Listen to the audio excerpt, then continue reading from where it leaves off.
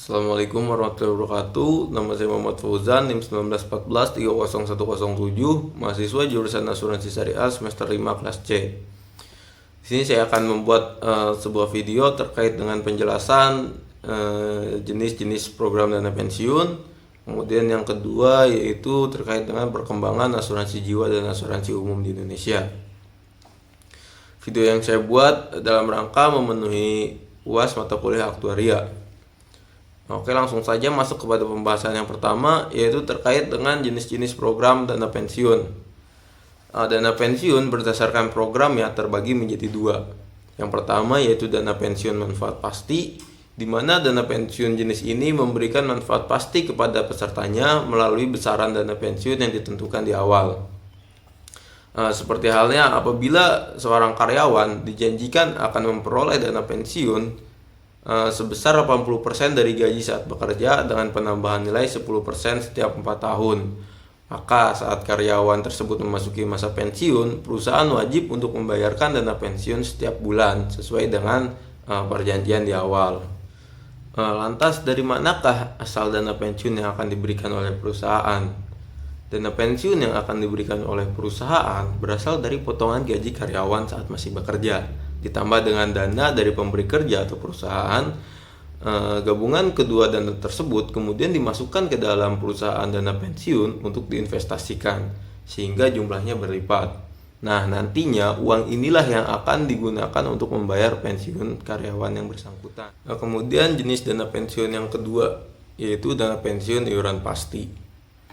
Beda halnya dengan dana pensiun manfaat pasti yang lebih memberikan keuntungan kepada karyawan, dana pensiun iuran pasti justru lebih memberikan keuntungan terhadap perusahaannya.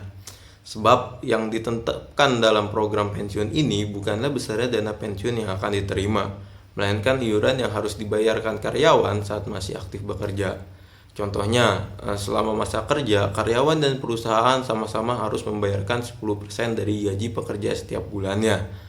Kemudian uang ini akan diinvestasikan oleh perusahaan dana pensiun dan hasil investasi tersebut akan dikembalikan kepada karyawan yang bersangkutan. Oleh karena itu, perusahaan tidak perlu memikirkan ketersediaan dana dalam jumlah besar untuk membayar karyawan yang telah memasuki usia pensiun.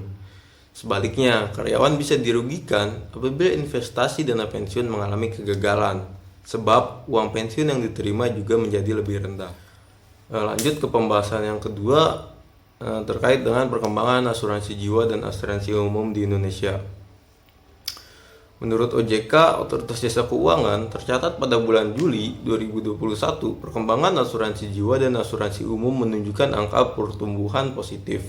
Seperti di industri asuransi yang asetnya mencapai 949,44 triliun atau bertumbuh 8,11% dari tahun lalu.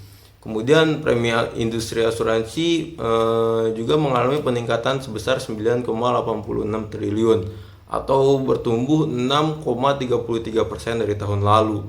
Terdiri dari jumlah premi asuransi jiwa mencapai 107,61 triliun serta premi asuransi umum dan reasuransi sebesar 58,06 triliun.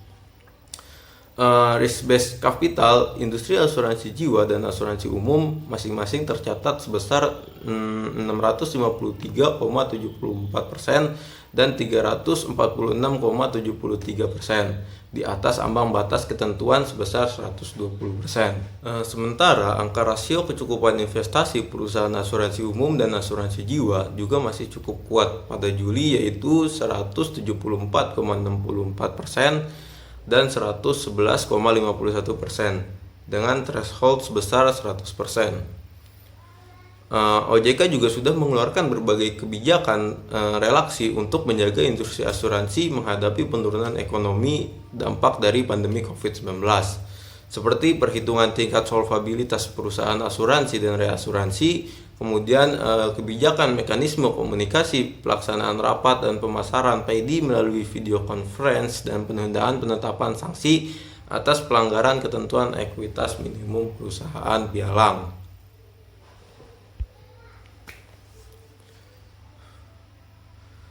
Kemudian untuk menghadapi tantangan industri asuransi ke depan, OJK saat ini juga sedang menyiapkan peraturan insurance teknologi yang akan mengatur jenis produk dan layanan yang dapat dijual perusahaan pialang asuransi digital, standar teknologi informasi, serta kualifikasi SDM pengelola IT. OJK juga tengah menyiapkan surat edaran mengenai PID yang akan mengatur kriteria perusahaan yang memasarkan PID, seperti halnya desain PID, pedoman pengelolaan PID, pemasaran dan keterbukaan informasi, serta pelaporan PID. Untuk meningkatkan pengawasan kepemilikan efek oleh perusahaan asuransi, OJK juga menyiapkan dashboard kepemilikan efek perusahaan asuransi dan dana pensiun. Diharapkan ya ke depan perkembangan baik dari asuransi jiwa maupun asuransi umum akan memiliki perkembangan yang lebih positif. Terima kasih, itu saja penjelasan terkait dengan jenis-jenis program asuransi dana pensiun dan juga terkait dengan perkembangan asuransi jiwa dan asuransi umum yang ada di Indonesia. Kurang lebihnya saya mohon maaf. Wabillahi taufiq wal hidayah. Wassalamualaikum warahmatullahi wabarakatuh.